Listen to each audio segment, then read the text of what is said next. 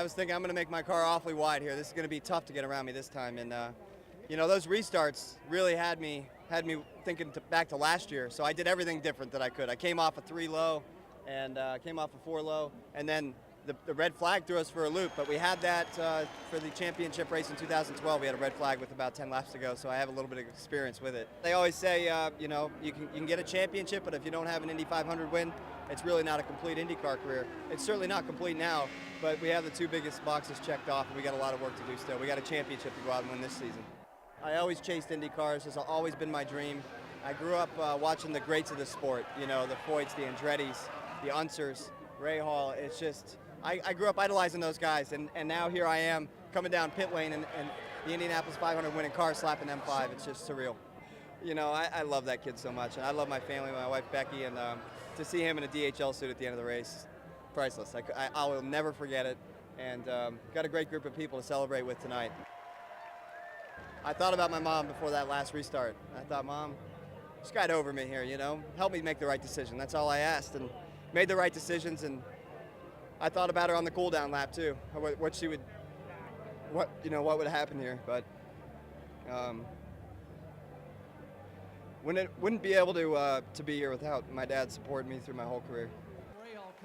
That will never get old, it's fantastic, so proud of the whole team. The DHL guys did a great job, and Ryan drove perfect race there in the last 6 laps, and the whole team, to have 6 guys or 4 guys in the top 6 there here in the Indianapolis 500, that's a feat that I'm very proud of, because we have the best guys on this team. We just have great people, and they should all be proud.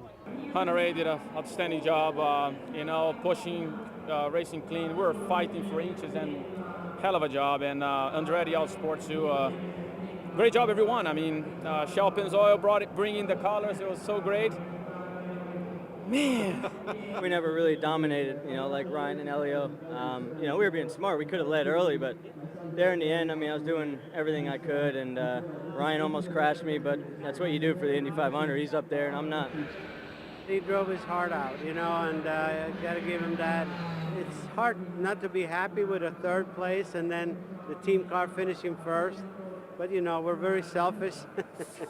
Just a hard-fought race. We never gave up. We had so much fun. I was sitting in the red flag in 12th and wanted to be in the top 10 so badly, and we went for it, and that's what I did, and we ended up getting a good restart up to 9th and finished there. I'm so happy. Hinch just got impatient. We had a whole stint to go. We both had good cars, and Townsend and I were going into 1 2 wide, and Hinch decided to try to make it 3 wide. Stupid move. Yeah, I told him if he didn't have a concussion last week, I would punch him in the face. Last stint of the Indy 500, and when we got down and won there, had pulled a bit to the right, made a bit of a gap. I had to run. It was either hit the brakes or try and make it work, and I knew Townsend was on the outside of him, but in all honesty, you can't really hold the outside here, and to me, Ed looked far enough alongside. I thought that Townsend was going to have to bail, and it was going to be Ed and I into the corner.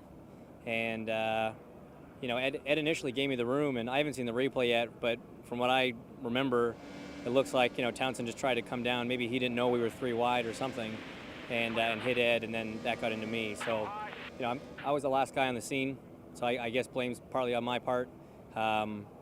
But I really get the feeling that Townsend didn't know we were 3 wide.